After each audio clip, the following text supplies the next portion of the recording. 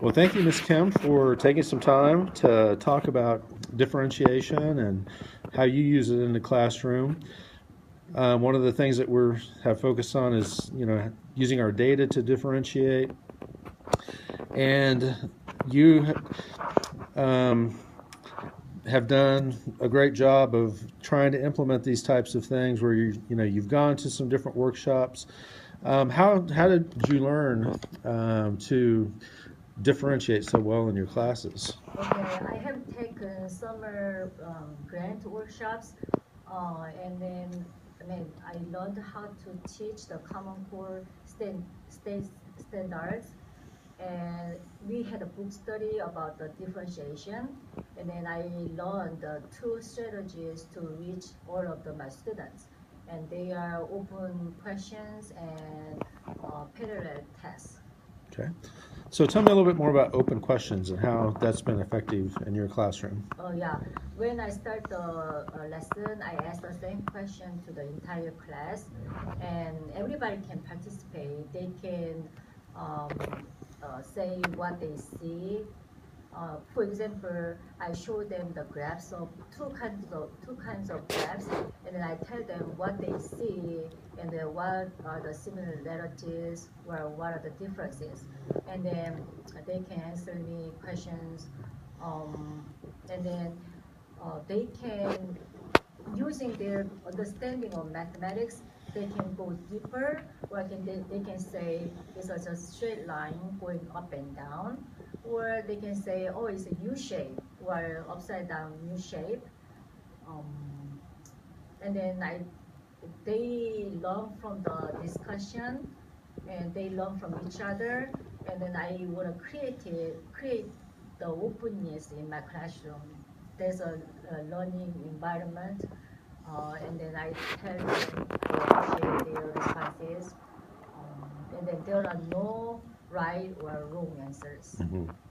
So you feel like you create just a very comfortable classroom where students they can be Yes, wrong and then they can learn. yeah. And then today we did a lesson, and because of the openness, they asked me the good questions. So I put it on the board. I don't know if you can see or not. Right under the screen, Uh huh. they asked me about those problems, and then they came up with the right answers too.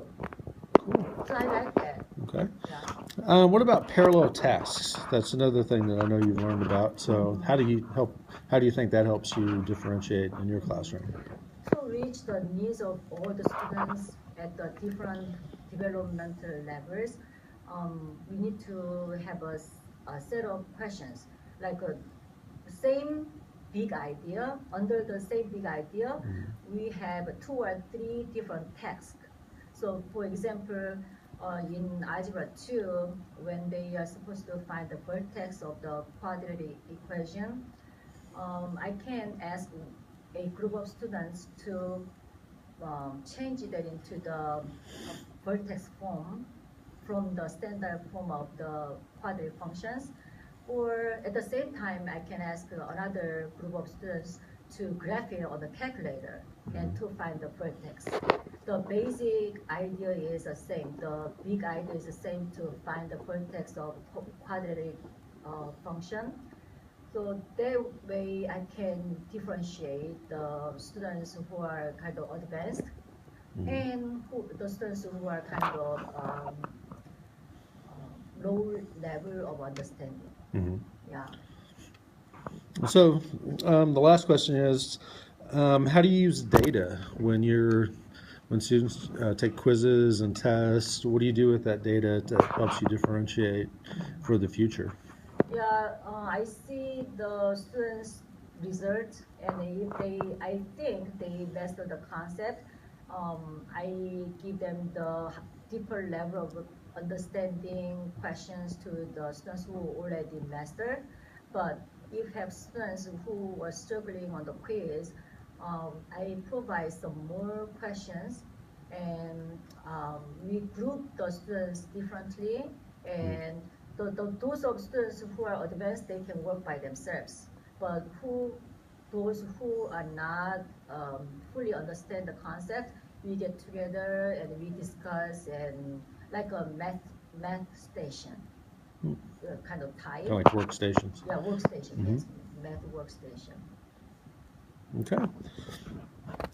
Well, I appreciate you taking a few minutes to talk to our staff about how you differentiate and are using data to differentiate your instruction. So thank you very much, Ms. Kim. Thank you.